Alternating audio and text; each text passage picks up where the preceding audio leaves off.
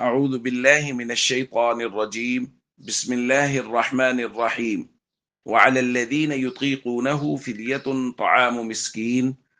وقال ابن عباس رضي الله تعالى عنهما في الحديث: لا يرخص في هذا إلا للذي لا يطيق الصيام أو مريض لا يشفى.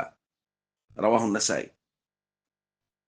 وہ لوگ جو روزہ نہیں رکھ سکتے، روزہ رکھنے کی طاقت نہیں ہے، ان کے لیے قرآن کریم میں حکم دیا گیا ہے کہ وہ ایک مسکین کے کھانے کے بقدر ایک روزے کا فدیہ دے دیں۔ تو ظاہر ہے جتنے روزے ہوں گے اتنے مسکینوں کے کھانے کے بقدر فدیہ دیا جائے گا۔ ابن عباس رضی اللہ تعالیٰ عنہ بیان فرماتے ہیں: لا یرخص فی ھذا الا للذی لا یطیق الصیام۔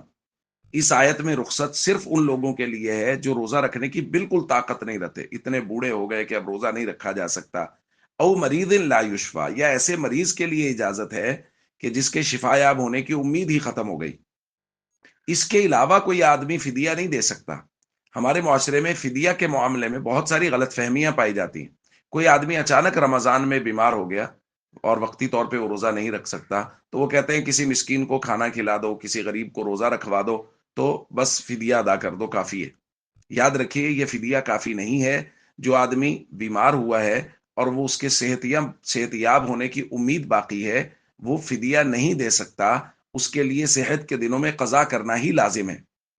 بلکہ یہاں تک مسئلہ سمجھ لیجئے، اگر کسی آدمی نے فدیہ دے دیا اور بعد میں اللہ تعالیٰ نے اس کو صحت دے دی، تو وہ فدیہ صدقہ ہو گیا اور اس کو روزوں کی دوبارہ سے قضا کرنی پڑے گی۔ اس لیے بارہا درخواست کی جاتی ہے کہ اپنے تمام تر مسائل علماء کے سامنے رکھنے، اپنی پوری کیفیت علماء کے سامنے رکھیں، اور پھر وہ جو مسئلہ بتائیں اس کی روشنی میں عمل کریں۔ اگر کوئی آدمی بیمار ہے تو اپنے مرض کی نوعیت علماء کے سامنے رکھے اور ان سے پوچھے کیا میرے لیے فدیہ دینا جائز ہے، پھر جو مسئلہ وہ بتائیں اس کے مطابق عمل کیجیے۔ رہا یہ کہ فدیہ کی مقدار کیا ہے، تو اس کے لیے یہ سمجھ لیں کہ جو صدقۃ الفطر کی مقدار ہے، یعنی 1.25 کلو گندم یا اس کی قیمت، وہ فدیہ کے طور پہ، ایک روزہ کے فدیہ کے طور پہ اس کو ادا کیا جائے۔ تو یہ تمام تر مسائل ہیں، ان کو رمضان سے پہلے ہی سیکھ کے ان کے مطابق عمل کرنے کی کوشش کی جائے۔